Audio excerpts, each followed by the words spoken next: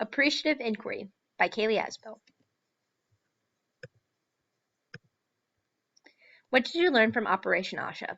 From watching Operation Asha, I learned about TB in a way that opened my eyes to how bad the situation is in certain areas. The whole motive of Operation Asha was to be able to provide resources and to treat tuberculosis in these low-income areas in a cost-effective way. The people of Operation Asha used the 4D model to help people with tuberculosis by making treatment more easily accessible. They did that by, instead of expecting the patients to come to the hospital for treatment, they offered door-to-door services. Planning. The situation I'm aiming to improve is the lack of education surrounding backyard breeding and puppy mills, and the importance of spaying and neutering pets. Since I work in rescue, I have seen the results of irresponsibly breeding and having intact pets, which is why I chose this issue. I worked with my boss, as she is the owner of said rescue and also understands the importance of the issue at hand, as well as friends and family members who I know would benefit from this information. The actions I took to conduct this experiment were reaching out to friends and family members who have intact pets and talking to them in a non-critical, non-judgmental way about what benefits and risks come along with intentional and unintentional breedings, and what benefits and risks may come with spaying and neutering. The measures of success were based on how many people learned something that they didn't know about spaying and neutering, and how the lack of it causes huge issues for shelters, rescues, and how many of these people decided to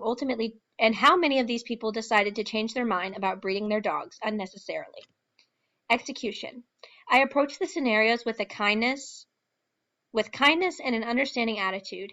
At the end of the day, these are not my pets, and therefore I don't have a say in what their owners do with them. However, by educating the owners, their pets may benefit. There may be reasons for breeding two different breeds, like work or sport. I stressed the importance of ethics of breeding. I pointed out how thousands of doodle puppies are pumped out at an alarming rate because they're cute, and how the breeders profit while the dogs suffer in inhumane conditions.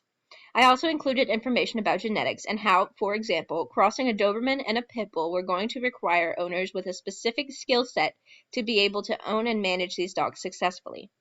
In one conversation, I was very surprised that the person had not thought about what health testing should be done before breeding to ensure the health, wellness, and longevity of the puppies he wanted his dog to have. I also provided new information, including statistics on puppy mills and how backyard breeding contributes to overcrowding of shelters and rescues. I was very glad I could educate more pet owners on how they can do better by their pets. Reflection.